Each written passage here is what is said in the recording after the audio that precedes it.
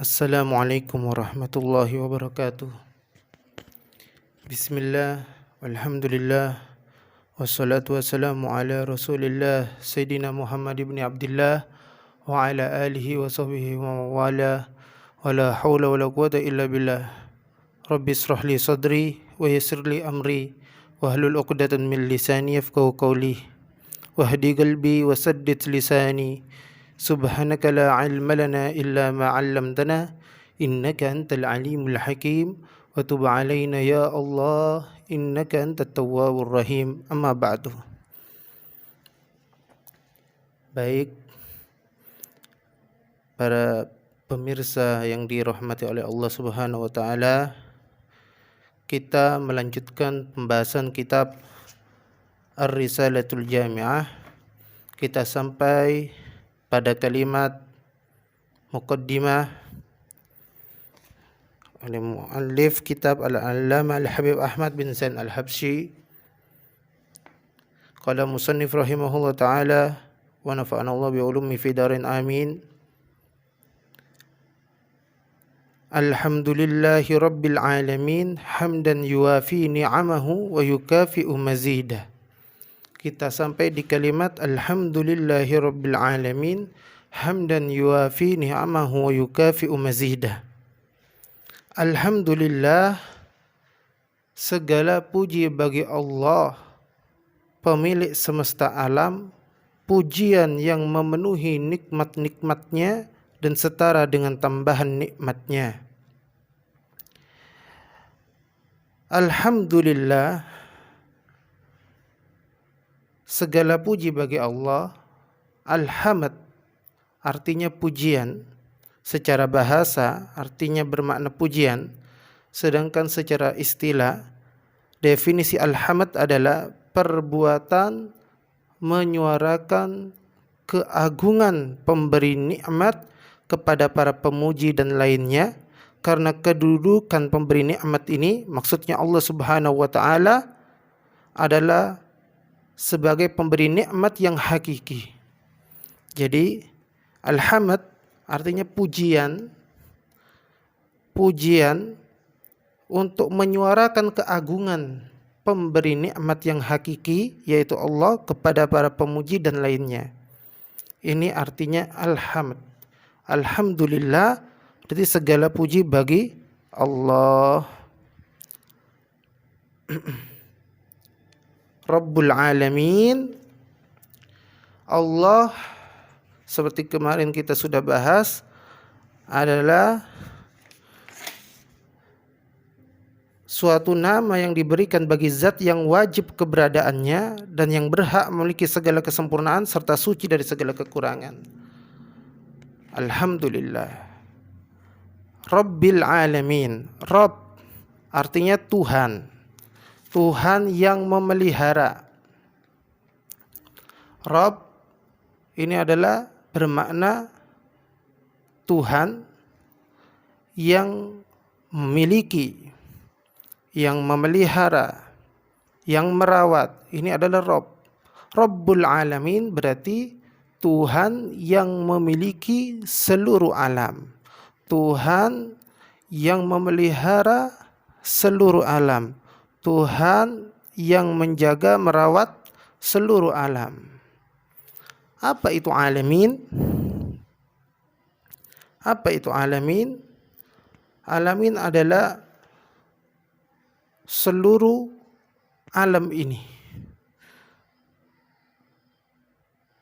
Hum kullu ma siwallah minal insi wal jinni wal malaika wa ghairihi minal makhluqat. Jadi alam maksudnya adalah semua mereka selain Allah yang merupakan makhluk-makhluknya Allah, baik itu berupa manusia, jin, malaikat, bumi, langit, dan seluruh makhluknya Allah Subhanahu wa taala, itu disebut dengan alamin.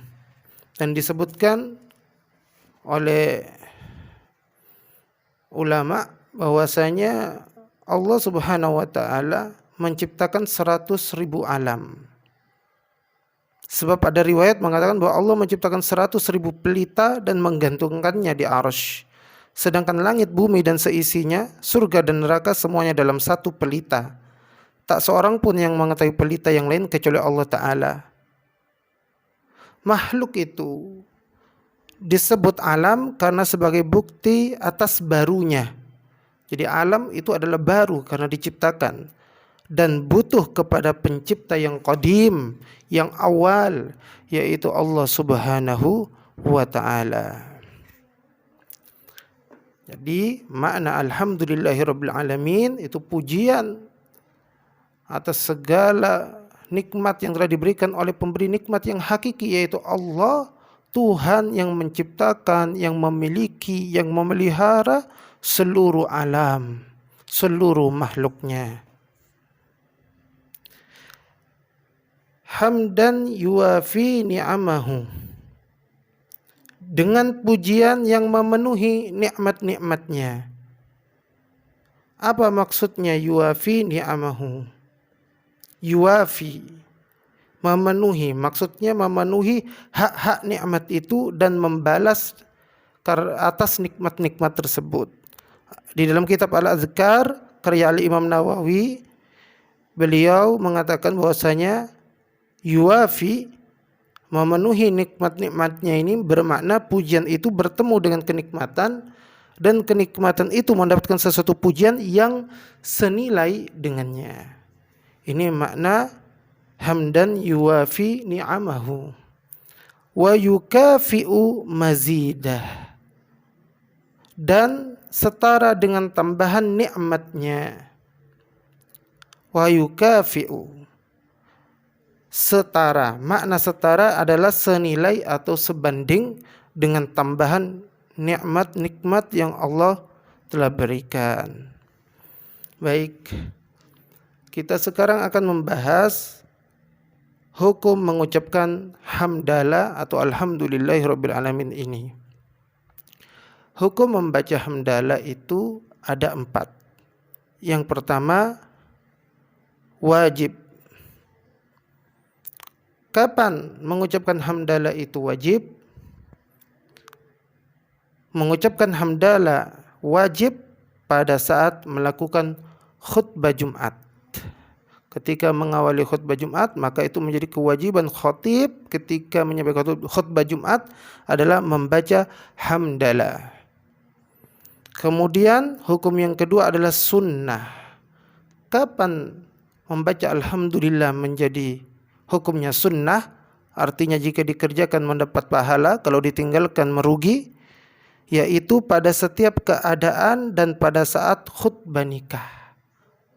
Setiap keadaan kita disunnahkan membaca alhamdulillah. Baik kita mendapatkan nikmat dari Allah, kita ucapkan alhamdulillah, ataupun mendapatkan musibah, kita juga mengucapkan alhamdulillah. Dan juga pada saat khutbah nikah kita juga disunnahkan untuk membaca alhamdulillah, mengawali dengan alhamdulillah. Kemudian hukum yang ketiga, mengucapkan alhamdulillah menjadi makruh. Hukumnya makruh. Kapan menjadi makruh? Jika diucapkan di tempat-tempat yang menjijikkan, seperti di tempat pembuangan sampah atau di tempat pemotongan hewan, ya. Tempat-tempat yang menjijikkan, yang kotor, maka makruh mengucapkan alhamdulillah, karena di situ kita menyebut ismul a'zam, yaitu Allah. Alhamdulillah ada ismul a'zam, yaitu Allah, maka tidak pantas kita menyebut nama Allah di tempat-tempat yang menjijikkan atau kotor, maka makruh hukumnya. Kemudian keempat, hukumnya haram. Kapan mengucapkan alhamdulillah itu haram? Mengucapkan hamdalah menjadi haram jika diucapkan pada saat tergelincir dalam perbuatan maksiat karena menikmati maksiat tersebut. Misalnya kita nauzubillah berhasil merampok bank, kemudian kita ucapkan alhamdulillah, usaha kita merampok bank sukses. Nah, ini tidak boleh, haram mengucapkan alhamdulillah untuk menikmati hasil atau setelah tergelincir dari perbuatan maksiat. Atau misalnya di bulan Ramadan ini bagi yang wajib berpuasa, kemudian tidak berpuasa, kemudian makan, minum, mengucapkan alhamdulillah, kita tidak puasa enak, ini tidak boleh, haram, karena diucapkan saat kita tergelincir dalam kemaksiatan, maka hukum mengucapkan hamdalah ini menjadi haram. Demikian makna dari kata alhamdulillahirabbil alamin, hamdan yuafi ni'amahu wa yukafi'u mazidah. Dan juga demikianlah hukum mengucapkan hamdalah. Kita akan lanjutkan dengan kalimat berikutnya, yaitu tentang solawat kepada baginda Nabi Muhammad SAW, keluarga dan para sahabatnya pada kesempatan yang akan datang. Semoga apa yang kita bahas kali ini bermanfaat. Semoga kita bisa senantiasa memuji Allah dalam setiap keadaan, terutama ketika kita mendapatkan nikmat dari Allah ataupun ketika kita mendapatkan musibah. Maka ketahuilah, tidak ada yang ditakdirkan Allah melainkan semuanya baik di sisi Allah Subhanahu wa taala. Maka apapun yang ditakdirkan oleh Allah adalah baik, dan pasti ada hikmah di balik itu semua, dan itu adalah nikmat yang sangat besar. Kita bisa bernafas seperti ini.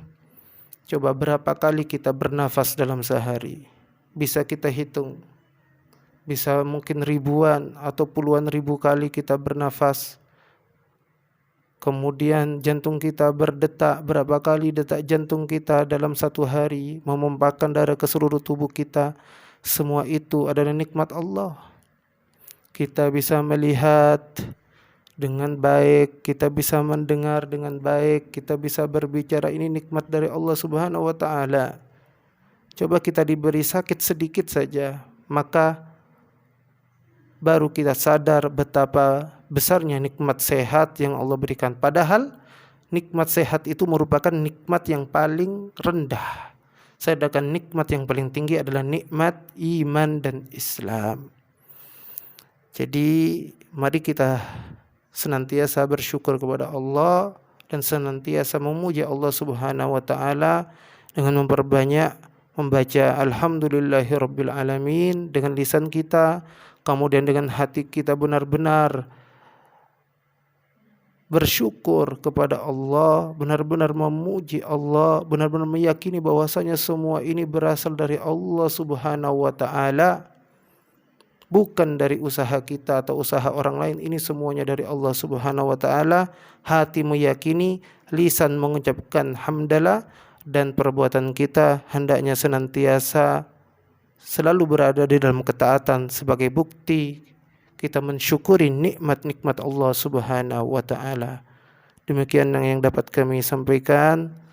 Apabila ada kekurangan kami mohon maaf. Kita akan lanjutkan kalimat berikutnya tentang solawat kepada baginda Nabi SAW pada kesempatan yang akan datang.